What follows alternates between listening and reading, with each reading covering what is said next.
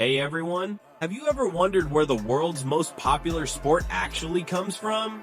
Yeah, I'm talking about football. Today it's more than just a game, it's a religion. With billions of fans, massive stadiums, and players earning millions, it seems simple enough. 22 people running after one ball. You kick it, score a goal, and celebrate like crazy. But who actually thought of kicking a round object around first? Spoiler, it wasn't the English in the 19th century, like most people think. To find the origins, we need to travel way back in time. Buckle up, we're going thousands of years into the past. The history of football is full of violence, weird rules, and emperors. It was played by warriors, peasants, kings, and even priests. Ready to learn the truth? Let's go. Our first stop, the ancient East. Specifically ancient China during the Han Dynasty. FIFA officially recognizes this as the earliest version of the game. Back in the 2nd century BC, the Chinese were playing Kuju. Literally, that just means kick ball. Genius, right? The ball was made of animal skin and stuffed with feathers and fur. Can you imagine kicking a heavy sack like that? The goals were totally different back then too. It was a silk net stretched between two bamboo poles, and the opening for the goal was only about 30 centimeters wide. Getting the ball in there was harder than passing a math exam. Originally, Kuju wasn't just for fun, it was military training. Soldiers built agility, speed, and teamwork. But the game became so popular that everyone started playing it. Even emperors would watch matches from their balconies. Later, a similar game appeared in Japan called Kamari. But the goal there wasn't to score, but to keep the ball in the air. That's some ancient keepy-uppy, but we're moving on to Europe.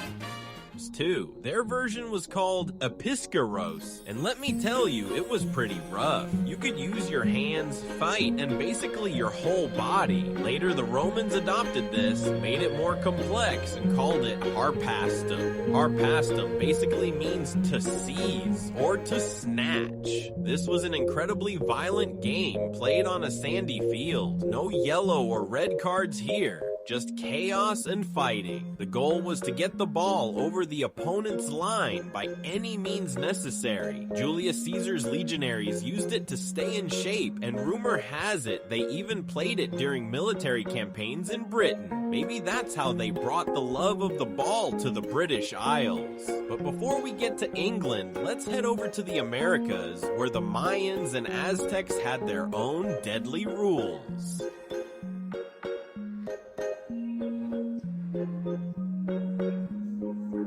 About 3,000 years ago, Mesoamerican peoples came up with tlachtli, or pak-to-pak. They were the first in history to use a solid rubber ball. That thing was heavy like a brick, weighing up to 4 kilograms. Using your feet was forbidden. You had to hit the ball with your hips or elbows. Players wore special stone or wooden belts for protection. Stone rings were hung high on the walls, and getting the ball through them with your hip was a miracle. If someone actually pulled it off, the game ended instantly and they won. But the scariest part about this game was the consequences of losing. Historians still argue about who exactly was sacrificed to the gods. The captain of the losing team, or maybe the winners. Either way, the motivation to win was off the charts. Luckily, modern football doesn't involve human sacrifice. So let's head back to Europe, to the harsh Middle Ages where football turned into a massive brawl between villages. Welcome to 12th century England, the time of knights and mud.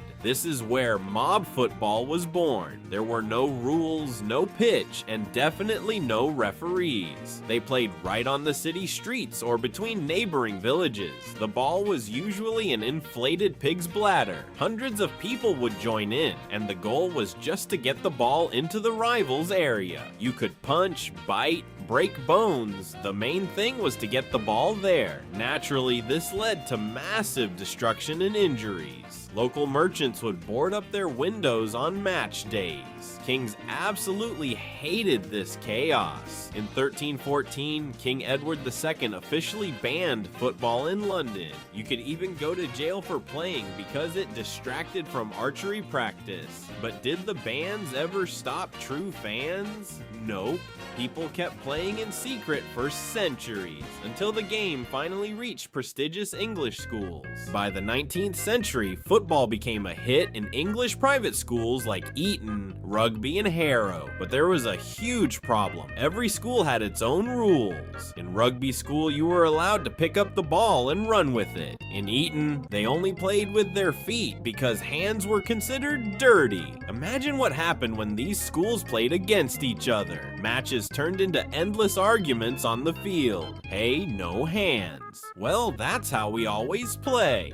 When the students got to Cambridge University, the chaos continued. They tried to draft the first Cambridge rules to create some order. It was a step towards civilization, but it wasn't enough. Something had to be done on a national level, and that brings us to the most important day in football history. Autumn 1863, London, the Freemasons Tavern, the day football became what we know today.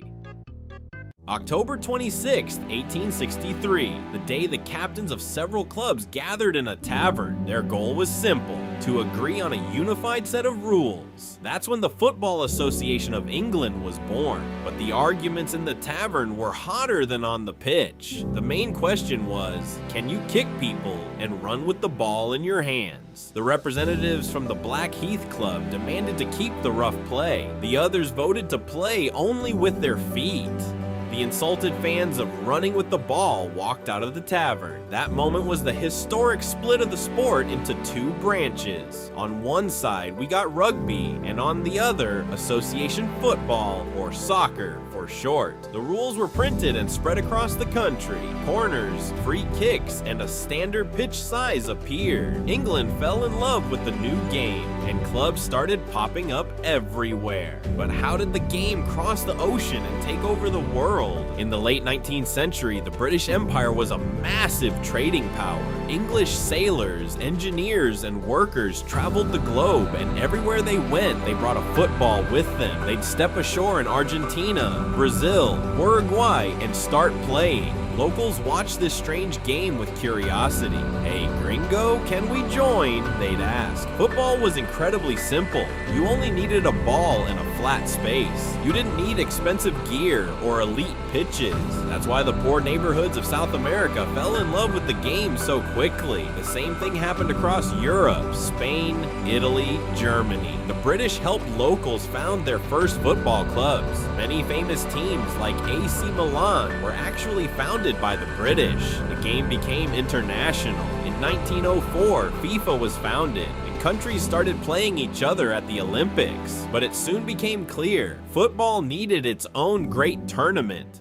The idea for the World Cup came from Jules Rimet, a Frenchman. He proposed gathering the best teams on the planet in one place. The first tournament was held in 1930 in Uruguay. The Uruguayans were the Olympic champions at the time and were celebrating their centenary of independence. But there was a problem. European teams didn't want to travel by ship for 3 weeks. It was long, expensive, and players lost their form on the way. In the end, only 4 brave teams sailed from Europe. The tournament was a massive success. The stadiums were packed. Uruguay and Argentina met in the final, and the tension was immense. Fans were searched at the entrance for revolvers. The teams even argued over which ball to play with in the final. They decided to play the first half with an Argentine ball and the second with a Uruguayan one. Uruguay won 4-2 and became the first World Cup champion in history. From that moment on, the World Cup became the biggest event on the planet. Every 4 years, the world froze by their radios, and later, their televisions. In the second half of the 20th century, television changed everything. Football came into every home. The first global superstars were born. Pele, Maradona, Cruyff. They did real magic with the ball. The game got faster, tactics got more complex, and boots got lighter.